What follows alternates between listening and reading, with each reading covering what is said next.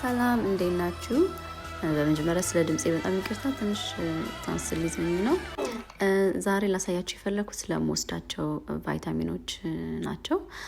ከምወስዳቸው ቫይታሚኖች የተወሰነውን ሼር ላደርጋችሁ ፈለኩኝ። ለፀጉራችን፣ ለጥፍር፣ ለቆዳ፣ ለአጥንት፣ ለተለያዩ የጤና ጥቅሞች ቫይታሚን መውሰድ በጣም ግዴታ ነው። በተቻለኝ መጠን ሳላቋርጥ ለመውሰድ እሞክራለሁኝ። ኢቭን እንኳን አንዳንድ ጊዜ ረስቼ ባልወስድ መልሼ ካቆምኩበት እቀጥላለሁኝ።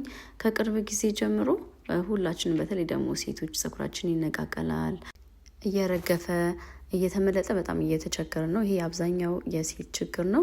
ለሴት ብቻ ሳይሆን ከቅርብ ጊዜ ጀምሮ ደግሞ በኢትዮጵያ እንዲሁ ቲክቶክ ላይ ሐኪሞች የጤና ባለሙያዎች ሲያወሩ እንደምሰማው ኢትዮጵያ ውስጥ የቫይታሚን ዲ እጥረት በብዛት እየታየ ነው።